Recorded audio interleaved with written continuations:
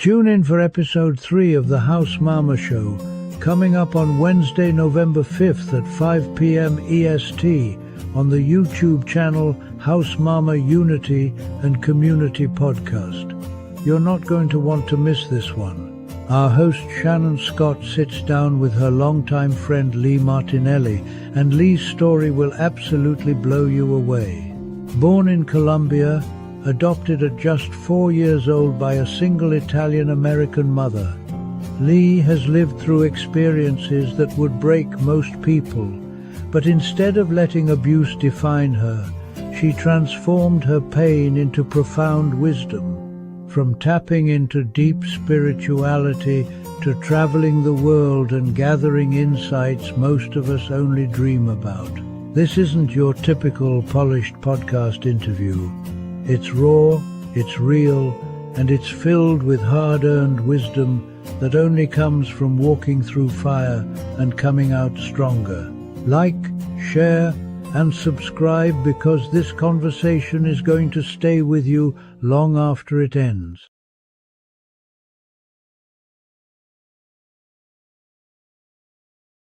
Hello, everybody. Welcome to episode 3/4 of the House Mama podcast. We did episode 3 last week and decided that we wanted to redo the episode because we had way too many glitches, spiritual and technical. So we wanted to make sure that Leigh's story got out there the proper way. So this week we are going to be sitting down again with Leigh Martinelli. She is an old friend of mine. We met in 1997 when we both were living in Italy. Our parents were stationed there. Immediate connection, immediate friendship, and we've remained friends, for the past 30 years. So she is going to be on the show today. Last week we had Kevin Allen on. I'm sorry, that was 2 weeks ago because last week was the mistake episode. So 2 weeks ago, the recap was with Kevin. I don't know what the heck just happened. I just lost my whole train of thought live. Anyway, so Kevin said a lot of things that I really felt connected to Leigh's story. Most importantly, he was talking about putting on the armor of God. Leigh came from a background of being born in Colombia at 4 years old. She was adopted by an Italian-American mother. She was left on the footsteps of the orphanage, and she then was a single child to a single parent traveling the world. She has gone through a divorce recently, her spiritual awakening. And it just reminds me so much of what Kevin had said that week about putting on the armor of God. I fully know and believe that she's had divine protection her entire life. And her story is really going to resonate that. So right now we're going to hop into a recap from the week with Kevin. So here's your recap.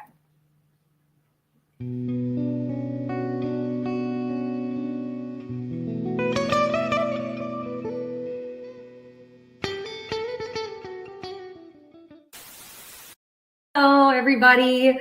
Welcome to episode 2. This week, I have a very old friend of mine, Kevin Allen, on the show. I just found out this is his first podcast. I'm super excited to have you on. I've always had a lot of respect for you. I am motivating people to not give up in their lives and dust themselves off and go out there and be the best version of them. Like right now, I'm just obsessed with growth. Self-growth is what I'm obsessed with right now. Like every single day, I'm spending time like, all right, what area can I work? I always felt like I was treated like an outcast by people. I never would really fit into any environments. But then I got to the point of, all right, what is the reason for that? It's because I'm supposed to stand out. I'm supposed to use my voice. Like I am supposed to be on the island over here, but I'm not alone because God is walking with me through this journey. So, and like how I feel now is like, bro, I don't even want to different about Kevin that you just don't find everywhere. And I want them to know like, that's God, because this was a transition. Like I wasn't this person. Like this glow that you're seeing is him living, doing. Kevin. This is his shine. He's always been a huge inspiration for me. I love his faith over fear. Fear is only driven by your lack of faith. And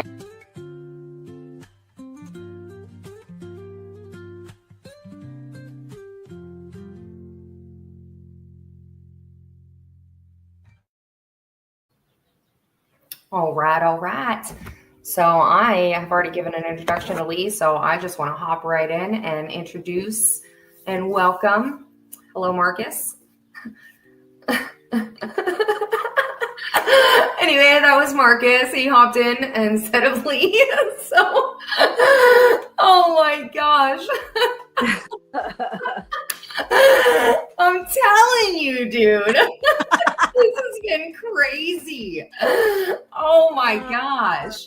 Yeah. Man. Hello, Leigh. All right. Leigh Martinelli, everybody. Hi. Thanks for Hello. Man. It's like I don't even know where to start or end in this with you. The energy around you, dude. a little crazy, I know. It is. It calls you. It calls you. Yeah. And it blows me away. We were talking, Leigh and I were talking on the phone before this podcast, and we were talking about a lot of the, spiritual connections, and it just really blows me away. Not only the issues that we had last week with, technical issues, the energy in my home was insane. Then today, as soon as we tried to get on this podcast today, we were still we were running into technical issues. Hello, Barb. And we were just the connections that we were making spiritually when we first started to try this show, dude. Leigh, I hope you truly understand, which I think you do, how special you are. Thank you. Thank you. I appreciate that. My mom always told me. I never believed her until recently. So, yeah. Yeah, you really are. And it literally starts with when you were born in Colombia. So tell me about that. Yeah. So some of my first memories in life were of begging on the streets, living under a bridge, poverty, and the hunger. Like, I still can, if I get hungry even now at this point in time in my life, it still triggers me a little bit. It was actually a long running joke with my grandmother, my mother, and I. They always said that I would always have to have leftovers of whatever the meal was, because when my mom first brought me to the U.S. After she adopted me as a single Italian American mother at the age of 4. I didn't speak any English. She didn't speak a lot of Spanish. And we were eating tuna fish for lunch one day, and happy as could be, happy as a clam, nothing wrong. As soon as we finished, I started bawling out, crying, and they couldn't figure out why I was crying. So finally, my grandmother said, well, maybe she's still hungry. Let's make her some more food. Mm-hmm. So as soon as they made that food, and as soon as I saw it in front of me, I stopped crying. I didn't eat it, but I stopped crying. I just wanted to know that there was more food for me for the next time that I did get hungry. And, it took a while for my mom to really understand that. But once she did understand that, she knew, just let me eat as much as I want, right. And even to this day, I still have to have leftovers. Mm-hmm. So, I mean, that's some of the first memories that I have. And then one night, I remember being ripped apart. I don't remember. I feel like it was from a sibling. So, I remember getting ripped apart and being driven somewhere. I think I thought I was being kidnapped. I didn't know what, I was so young, but I was so scared. And it's hard to forget scared, when you're scared like that. Right. So I remember being dropped off inside gates, a big orphanage house, a big house. Mm-hmm. It was nighttime, so I just got dropped off. So I wasn't sure. I just, as a child, I'm not going to sit still. So I just walked around, and I just remember seeing a bunch of white lights, and it scared the crap out of me. And I thought it was bad. And that's where my fear of the dark came in, like I'm still to this day, like I still need a little like night light because I can't fully be enclosed in darkness. So the next day, I remember the owner of the orphanage found me, and she treated me like her own from the day that she found me. And like, she would take me home with her. Like I was special to her. She would take me home with her when I was sick, and she would take care of me. And she handpicked my mom for me. Mm. So when her and my mom met and they started communicating, sent a picture of me to her. My mom said she knew from the moment she saw my picture. And she came out to Colombia, and she started the process of adopting me. So when you say you were walking around, so like after you were dropped off, you were out there all night? Yeah. Oh my God. Just walking around? But Yeah. you were inside the gates? It's in the gates. Yeah. And then they found you the next day? Yeah, the next morning. I couldn't even imagine. It was scary. Hence my fear of the darkness. Like And you said you saw all the white lights around you. I know you and I have talked about this before, but what did you think it was when you were, a child? And what do you know it to be now? I thought it was like ghosts, but in my mind, ghosts were bad. Right. Like ghosts were bad that came and haunted you and blah, blah, blah. So right. Scared the crap out of me. I mean, thinking back now as an adult and with everything that I've been going through, I realize that it's something different, but that's divine protection, my dude. That's what that was. They were walking around with you at night while, when you're just dropped off in this orphanage, and they were watching you and they were protecting you. Oh, for sure. Yeah. Sure. So then you moved with your mom. Tell me about that. Tell me about what it was like to now be a part of a home, a part of a family. Excuse me. I was just grateful. Yeah. I just remember being the happiest child. I'm grateful. Yes. Because I think I remember the beginning so vividly. To have the total opposite happen, I was just so grateful, but I still had abandonment issues. And, like my mom, she worked for Delta Airlines, so she would travel a lot, and we moved around a lot. And I remember before I really started moving with her, she would get sent to these places, and she wanted to test it out before she brought me into a whole new atmosphere and whatnot. So she would be gone weeks at a time, which would trigger and leave me with a friend of hers, like totally trustable. It was very kosher, but it would trigger my abandonment issues. And I remember sleeping with her picture under my pillow and stuff and crying. And I just remember it being my worst fear of her dying. And that I grew up that was my worst fear. Right. Yeah. Losing her. Yeah. So how old were you when you started traveling overseas with her? So I was about 6, I believe. We moved to Rome for for 6 months, when I was in 2nd grade. And then we moved to California. But then we ended up moving to Amsterdam when I was 7.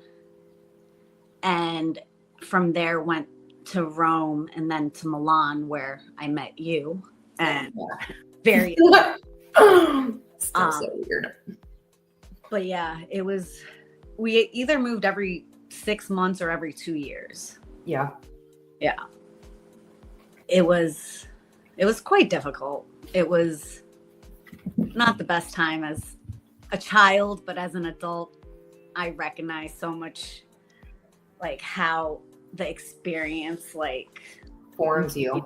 formed me, like made me the person that I am. Yeah.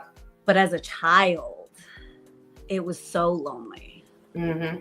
I was an only child, so Right. I feel like for me it was even more lonely because, you know, you're the foreigner in the country. You Right. know, you're going to a different country and submerging yourself in their culture, in their religions, and their language. Yep. You know, so it was hard as a kid. Yes.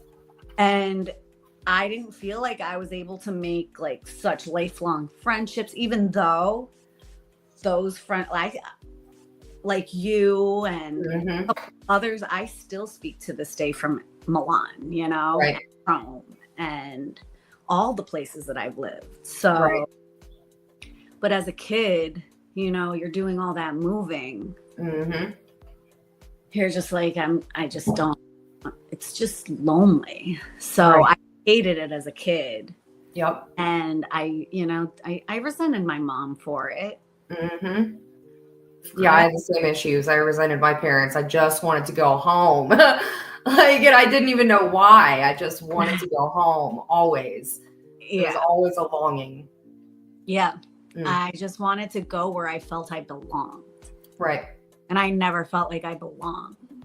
Yep. So, and that, I guess like that whole experience, it made me very like open. Yeah. Less judgmental, very open to other religions, like everything, anything, you know? So, and very patient towards people who move to the States. Mm-hmm. Because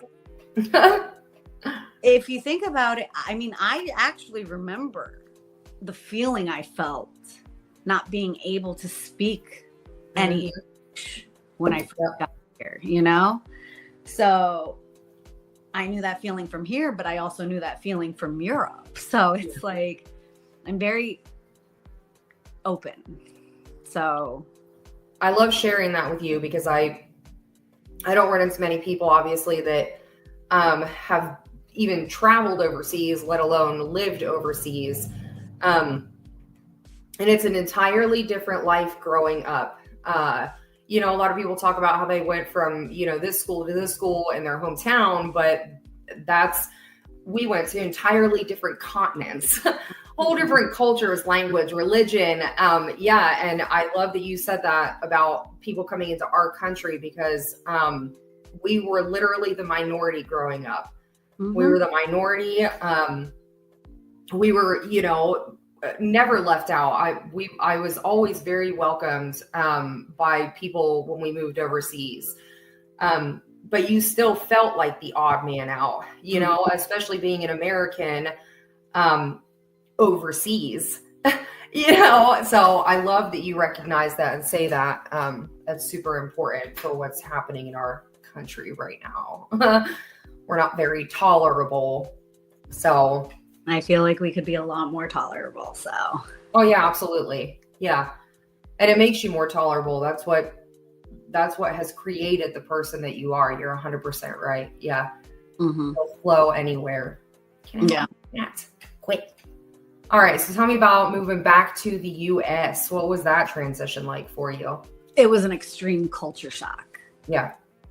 I feel like the stuff that they were doing in the US was nothing compared to, or the stuff that we were doing in Europe was nothing compared to what was happening in the US. Yep. So here I am, very naive, just starting to become a teenager. Yep. I'm going to want to fit in. I'm going to be rebellious. I'm going to act out. I'm going to, you know, to the max, because now you've just moved me again. Yep. Oh, yep. I became, I mean, I always told my mom, I'm so sorry. Yeah, I've apologized to my parents 100 billion times. I like to think I could have been worse, but I was, it wasn't the best. So, like, I finished school, and then I was into my 20s and I started just getting really bad into like drinking and drugs and, all the good stuff. Yeah. So started getting really bad. I ended up getting a DUI and a drug charge. So I got put on probation and put in drug court. And maybe a month later, I got into a really bad car accident because I was drinking and driving. And I ended up smashing into a semi truck. And then a truck came and smashed in behind me. But apparently I still tried to leave the scene of the crime because I felt I could. Yeah. I did. You were done there. I mean, I didn't really get anywhere too far at all. Like maybe like one or two like steps up, and then obviously the ambulance came, and I got put in the ambulance and I got taken to the hospital, and I remember my chin was split open, and that's what I was there for. But I didn't even let them know, like, oh, my hand hurts or anything hurt. I didn't want to, the cop was like, here is what I'm charging you for. And then he goes, and he's like, I'm not going to physically arrest you right now. He's like, I am giving you a written arrest for DUI. He's like, you're going to need to appear in court. And unbeknownst to him, I had just gotten a DUI and a drug charge 1 month prior to that, and had gotten sentenced and whatever. Right. So I know after I did my research, like I ended up walking home. I think it was like 8 to 10 miles back to my house. And I did my research. I figured out that I could be, put in jail for about at least a year for violating probation, violating the drug court, and all of that. So I thought I was done for. I didn't even know what I was thinking. I think I just started going harder because I said, well, I'm screwed anyway. Like, why not? So I was at my friend's house one day, and I go out to my car, and on my car is a letter and a card from a police officer. How they knew where I was, I have no idea. Because they're police. I guess, but I don't know. Right. He tracked me. Okay. So literally tracked me. Said the letter said, this is officer whatever. He goes, I went through your file recently, so you've been going through some things. I need you to call me as soon as possible. I call him. He says, okay. He's like, I've been looking through your files and I see that you've been going through some things. So he's like, I'm going to do something for you today that is either going to change the course of your life or it's just not going to matter. He's like, I hope it changes the course of your life. And he said, I'm going to rip up the written arrest for the DUI. He's like, I'm just going to write you a ticket for negligence or like some, like a small misdemeanor conduct or something. Right. Yeah. He said, I'm going to rip that up. You know, I hope that you do what you need to do. And that day quite literally changed the course of my life, because I didn't stop drinking, but I started thinking. I started being more aware. Started, you know, being more aware of myself. Yep. And nothing like that has ever happened since. So I feel like that was extreme protection on my part, because I mean, how you think about it, when does that actually happen to someone? I've never heard of that happening to someone. So the fact that it happened to me, it still is like surreal, but it did, because it changed the course of my life. So it's going to change the course of your life even more so.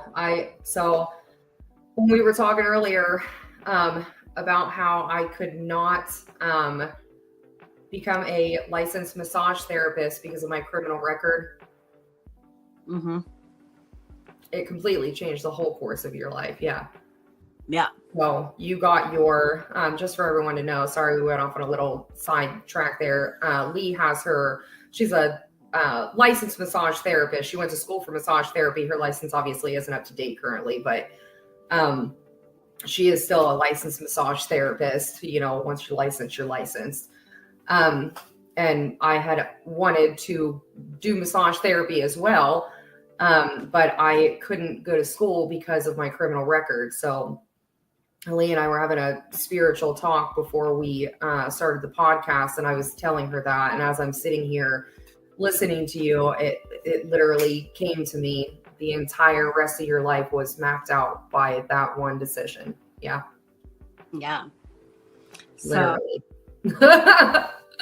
No, quite literally, because after that, my mom gave me The Secret, the book. Yeah. And I started divulging my whole self into that. The law of attraction, you know, all of that.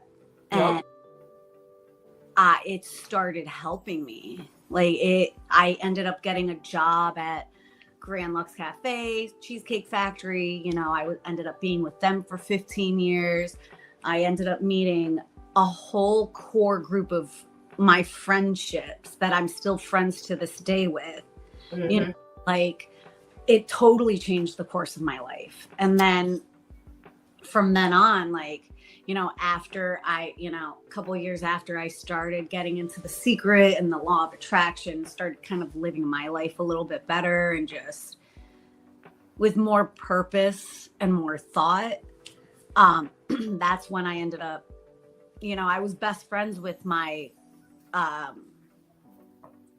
soon to be ex now. Right.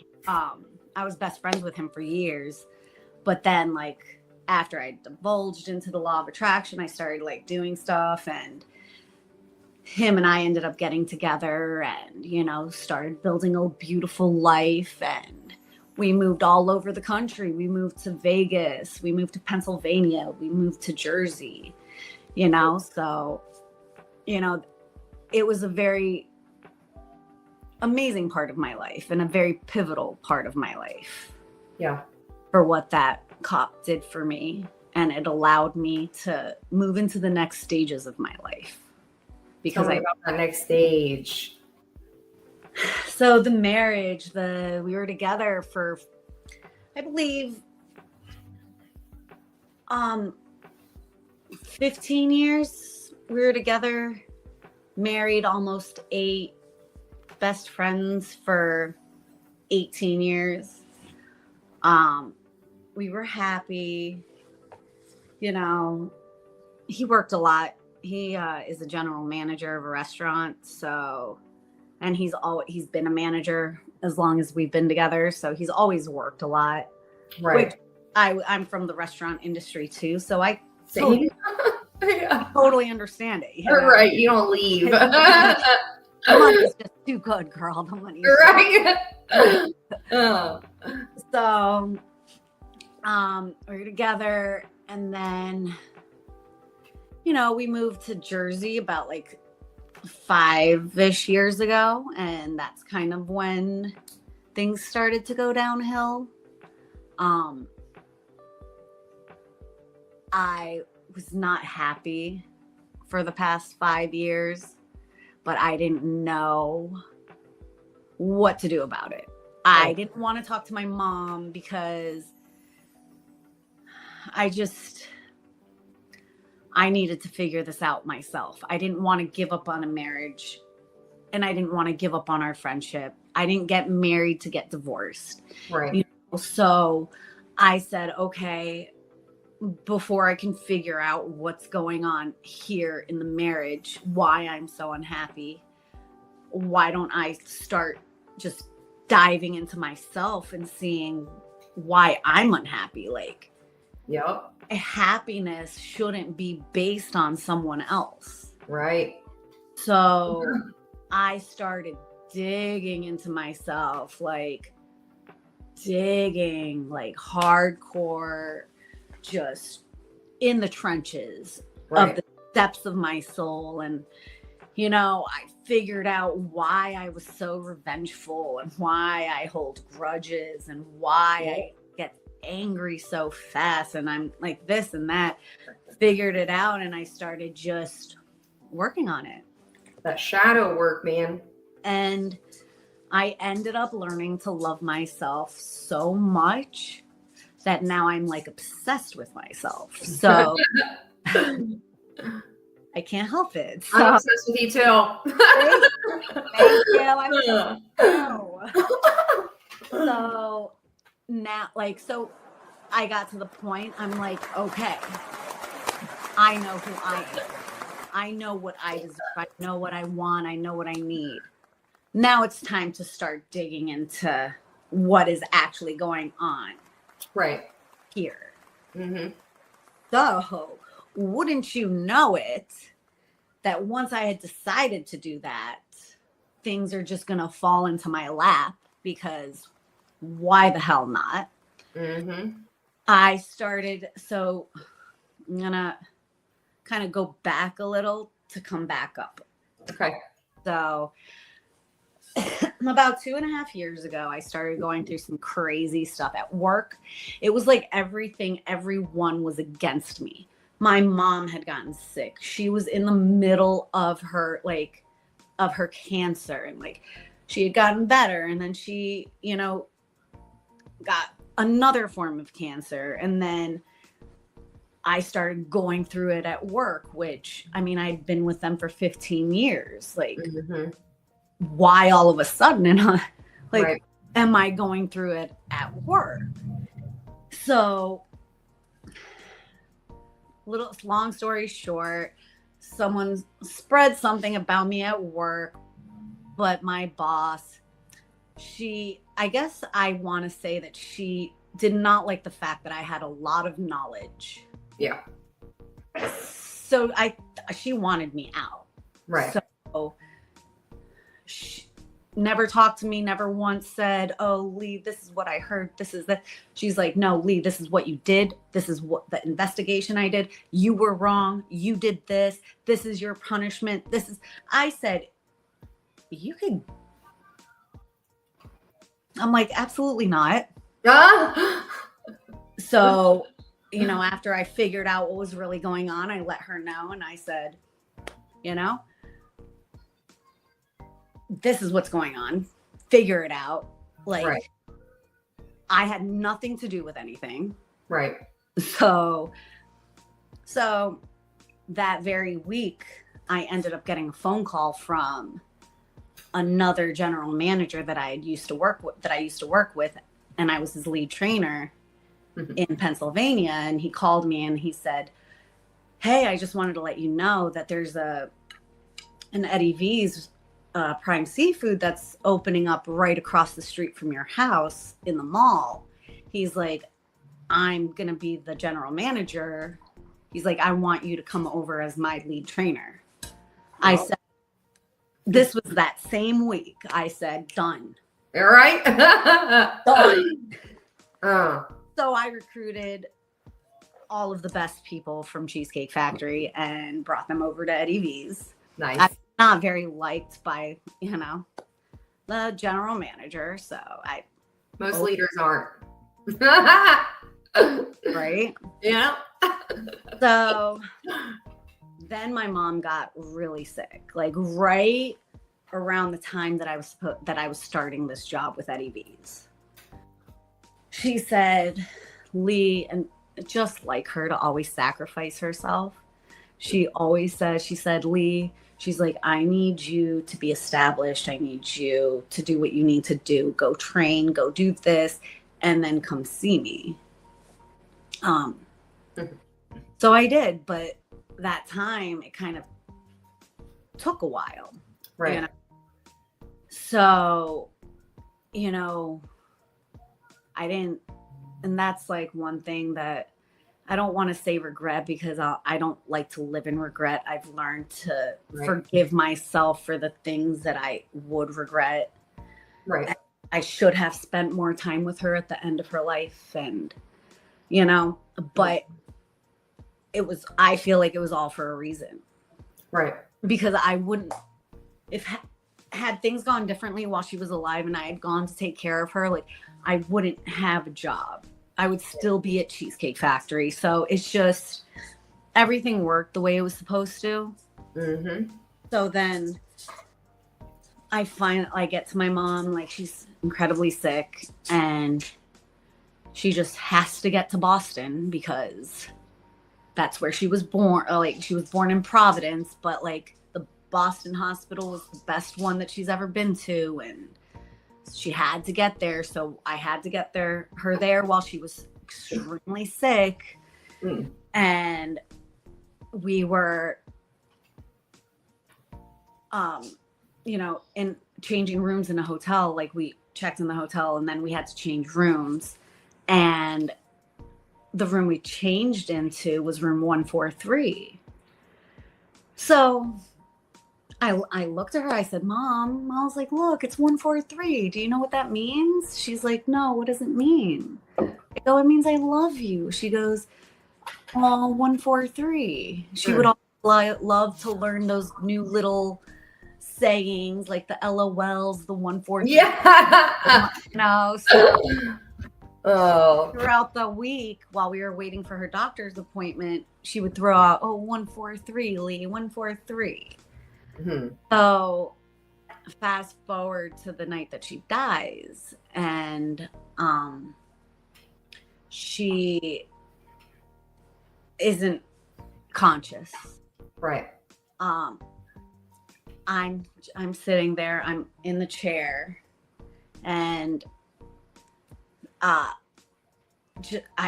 don't know. I was looking on my iPad for something, and then out of nowhere, it's really hard to explain, but it's kind of, I felt like something went through my body, kind of. Mm-hmm. And then because out of the blue, I just shivered and I looked up and I automatically knew my mom had passed. I don't know how I knew. Mm-hmm. I just knew.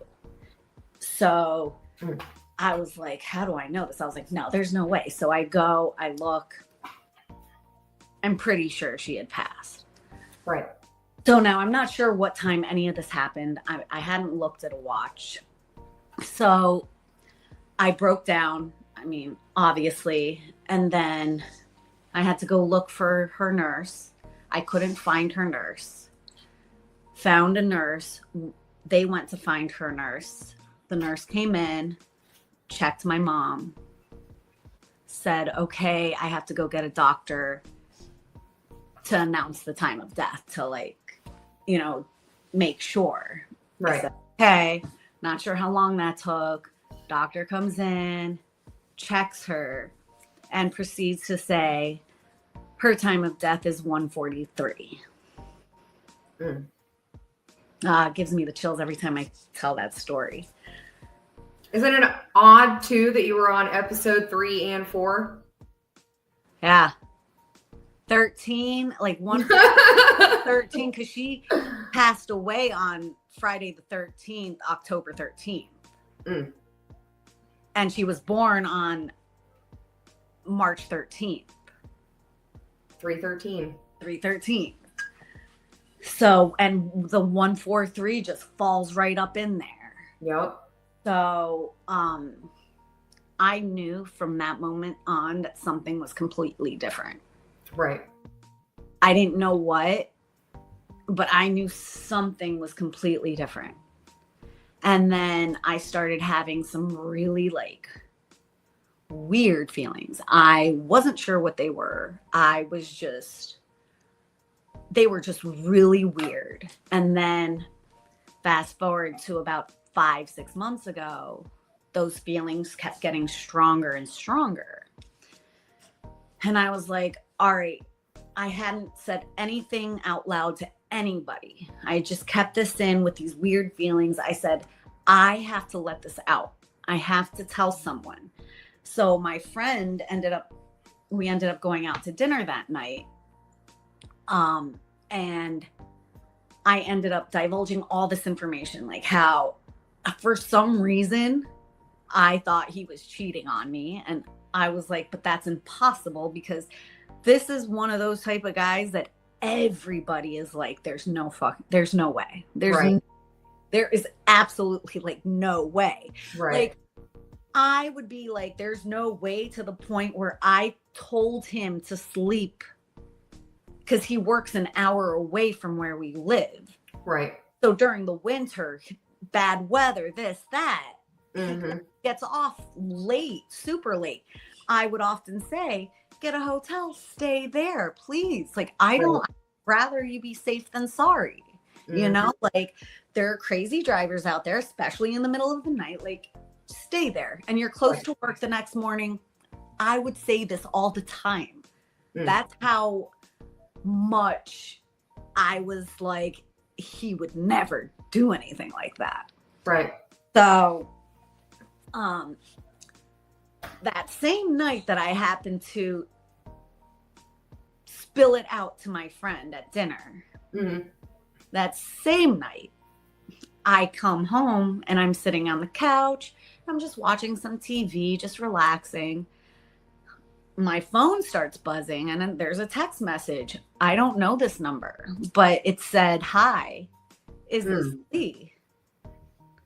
Now, I don't know why, but the second that I saw this text message, like my whole body started tingling. It just started tingling, and something in me was like, screenshot this message. There's something about this message. I don't know who it is, but I know that they know me because they spelt my name right. Yep. Usually people spell my name wrong. Right. So I was like, all right, I have to put this to the side, because at that time it was late. I was like, I'm not going to deal with this right now. I had just like vented to my friend, you know, a lot of energy had gone out. So I was like, let me put this to bed. So the next day I notice and have a feeling that my husband's acting really shady, like real shady. So I had put my phone down. I went to go take care of my dog in the living room, blah, blah, blah. I came back. I was like, I can't find my phone. But something happened to where I got so excited that I went and burst into the bathroom that he was in to tell him the news. And he just looked really shady. It looked like he was like just looking at his phone. I was like, whatever. Come to figure out that my phone was missing. So I go to look for it, and it just so happens to pop up when he pops up. So immediately something inside me, a voice inside me said, look at your text messages. Go look for that text message from last night. So I go, it's not there. I'm like, okay. So I call my friend that I had been out to dinner with the night before, and I said, this is what's going on. She goes, Leigh, check in your recently deleteds. If you accidentally deleted it, it's going to be there. Right. Now, my illiteracy with telephones and cell phones is off the charts, because I said, I have a recently deleted. What? Yup. Like, how do you even get there? So she told me step by step how to get there. So I went there, wasn't there. I knew for a fact he had deleted the message. Right. I said, you just gave me the green light to go full-blown detective mode. Yep. Perfect. So I pay for a search engine. I put in the numbers, up pops 3 different women in the same age range. So I said, I guess I'm going to have to stalk all social media. So there I go. And ended up narrowing it down to 1. And then I was like, just kind of praying out loud, because that's from when my mom had been dying. That's the one thing that I started doing, was just praying. Right. And so I just continued doing that. And I was just praying. And I said, how am I supposed to know if it's actually this girl? A voice pops up in my head, says, you paid for one search engine, pay for another one. It'll tell you. And then, so I did that, and up pops this chick, the one that I had narrowed it down to. And as soon as I saw the name, my whole body started tingling, like the same way my body started tingling during the text message. I knew there was something. I knew it was her. I don't know what about her, but I knew it was her. So then I go through his phone, connect dots, still didn't think I had enough evidence. So my best friend says she sent a tracker my way. It's going to be coming on Tuesday. Track his car, and we're going to figure it out for sure. But we ended up getting into a fight on that Monday night, and I felt like I was being gaslit. So I said, absolutely not. Who is this? I know this and this. I know a lot more than I'm saying as well. So you can either tell me the truth, right, or we can go a totally different route. So me being the nosy person I am, I needed all the nitty gritty details. So he told me all the nitty gritty details. right. And he had been cheating for 4 years with the same woman. It was a whole other relationship. It was, meeting of the family, this, that. Right. And that the second that he told me that, I knew things were different, when all I felt was peace. Right. I didn't feel any anger. I wasn't sad. I was more grateful, because I had been so unhappy for so long. Mm-hmm. In my mind, I was like we hadn't been physically, mentally, emotionally, intimate in years. Right. So I don't want to say it gave me the way out, but it made up my decision for me, because there are 2 things that I will never tolerate. You putting your hands on me and you cheating on me. Right. I'm worth way too much, and I did way too much work on myself to love myself, mm-hmm. to allow someone to treat me like that, no matter how long it's been. Yep. It's just not going to happen. But then I started thinking, can I really see him out in my life? Like, do I really think he's a horrible person? Do I think he is such a bad person? And I had to say, no, I don't think he's a bad person. I think he did a really shitty thing. I don't think he's a bad person, because he never once tried to initiate intimacy with me, like during those couple years that we weren't seeing eye to eye and stuff like that. So I knew what was possible doing what I did. Right. Because for me, I have to be emotionally and mentally all there. Right.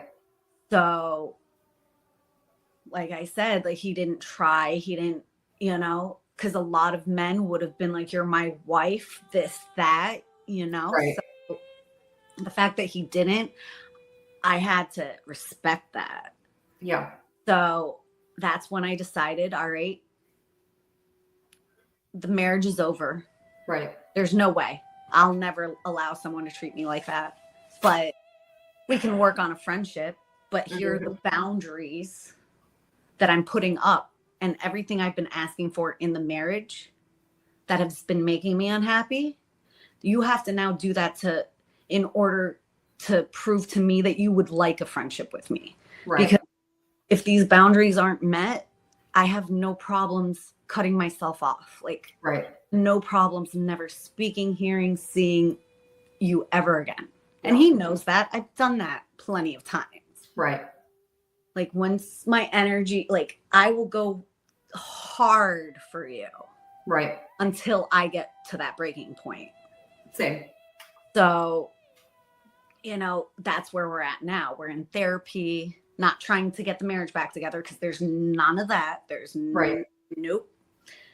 But to get the friendship back together, to try to see if there's still something worth establishing there. Right. And that's where I'm at now with that. So, yeah, because then tell me about that. You already know. I don't even need to say it. So, a couple days after I found everything out, I reconnected with my high school sweetheart and my first love. And we are now trying to see what is still between us and what beautiful things we can build together. Your old face, man. Your old I know. I light up every time. It doesn't matter how many times we talk about it. It's like brand new to you. It is brand new to me. It's like the massive way that my life has completely 180'd, like a total shift. It's like a little bit of a shock, like 5 months ago I was married, having problems, yes, but I was married, this, that. And now it's like, oh no, I've reconnected with my first love and I'm still friends with this guy over here. And, everything's copacetic, but everything's so different. So it's just getting some used to. So you're going to have a lot of things to get everything happens for a reason, bro. It's ridiculous. And every time to get used to, man. Yeah. It's exciting stuff, It's like a brand new life. And it's like, who could be so blessed? People who listen. With such a brand new life after being so unhappy. People who listen. You've listened to what you were called for. And I want to know, well, I already know, but what do you want to say about where you see your life going from here? With everything that you know, everything you've been through, all this, divine intervention, divine guidance, your entire life, was set, literal lights on the ground directing you. And now you have that even more because, you're so connected to the spirit world. What now, Leigh? Well, first off, I hope that any part of my story, can help someone. If it helps one person, then that's all I've done my job, but I also want people to understand that it's okay to choose peace, love, and happiness. Even after something horrible, it's okay to not choose the anger, rage, and hatred. It's okay to choose the peace. You always have a choice. Yes. You always have a choice. And I just want everyone to know that, there's so much more on the peaceful side than there's on the rageful side. So, yep. And now you're going to be walking into that. Yes. Even more than we'll say. No. Why? Oh, all right, man. Is there anything else that you want to say before you head out? You girl, keep doing the Lord's work. You're amazing. I will. I love you. Thank I love you. you too, dude. You know, Yep. it's been a blessing to reconnect with you after so long. And No doubt. I have a feeling that this is just the beginning. So Oh, it is. Yeah, 100%. Yeah. let's do this. Yeah. Everyone keep an eye out because, Yeah. we got some things coming up. Oh, we got things to do. Mm-hmm. All right, man. All right. I'm glad you came on again to redo this.